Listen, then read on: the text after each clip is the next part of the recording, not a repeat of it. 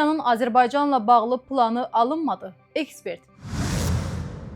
Putin referendumu soruşub, Nikoldan sərt cavab. Paşinyan Ermənistan hökumətinin istefasını elan etdi. Rusiya bunu problem kimi görür, qəbul etmirik. Rusiyada hakimiyyətdə olanlar çox vaxt düşünürlər ki, hansısa ölkədən kənd təsərrüfatı məhsullarının idxalına qadağa qoyulanda həmin boşluğu dərhal başqa ölkələr dolduracaq. Bu yanlış yanaşmadır. Heç bir ölkə əvvəlcədən belə hallara hazırlaşmır.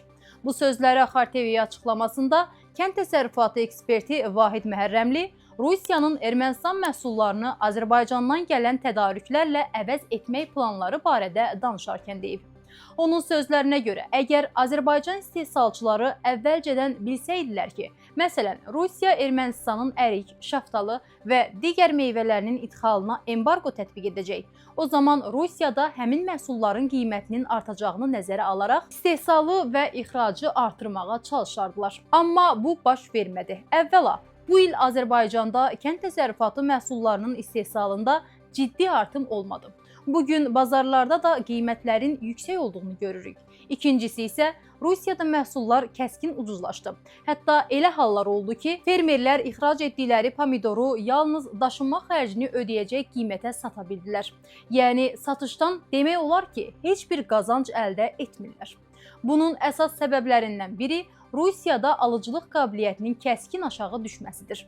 Digər tərəfdən, Ukraynanın dron hücumları nəticəsində Rusiyanın iri topdan satış bazarlarının, Wild Berries anbarlarının fəaliyyəti sabit deyil və vaxtaşırı dayanır. Azərbaycanın kənd təsərrüfatı məhsullarının əsas satış məntəqəsi məhz həmin bazarlar olduğundan bu da ixraca mənfi təsir göstərir. Ekspert bildirib ki, Rusiyanın cənub bölgələrində artıq şaftalı, ərik, gilas və digər meyvələrin istehsalı genişlənir. Bunun səbəbi qlobal istiləşmədir. Əvvəllər iqlim buna imkan vermirdi. Amma indi həmin ərazilər bu məhsulların yetişdirilməsi üçün daha əlverişli hala gəlib. Nəticədə Rusiya bu məhsullar üzrə idxaldan asılılığını tədricən azaldır. Referendumun keçirilməsi və onun təşkil olunma müddətləri ilə bağlı müzakirələr yersizdir.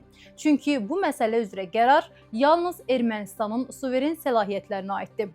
Axar TV xəbər verir ki, bunu Ermənistanın baş naziri Nikol Paşinyan Rusiya prezidenti Vladimir Putinin telefon danışığı zamanı referendumun keçirilmə vaxtına dair məsələ qaldırıb-qaldırmadığı barədə suala cavab verərkən deyib. Referendum keçirilmə müddəti ilə bağlı müzakirələr yersizdir. Suveren hüquqlarımıza gəldikdə isə qərarları biz qəbul edirik.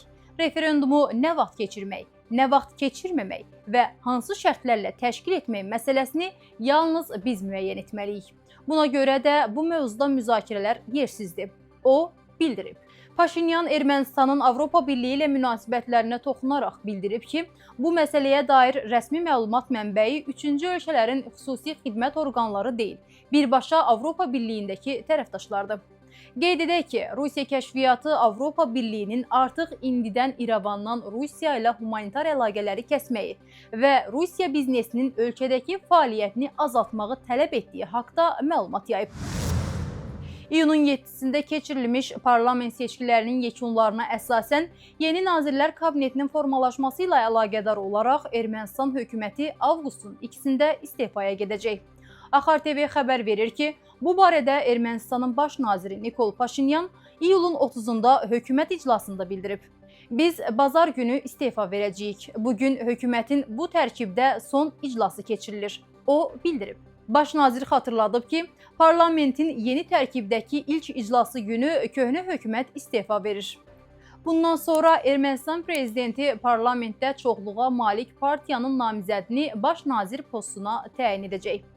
Qeyd edək ki, iyunun 7-sində keçirilmiş parlament seçkilərində Paşinyanın təmsil etdiyi Hakim Vətəndaş Müqaviləsi partiyası qalib gəlib və yeni hökuməti müstəqil şəkildə formalaşdırmaq hüququ qazanıb. Ermənistan hər mənada, o cümlədən siyasi istiqamətdə də alternativlərə sahib olmağa qərar verib. Axar TV Qlobal Info'ya istinadla xəbər verir ki, bunu Ermənistanın baş naziri Nikol Paşinyan deyib.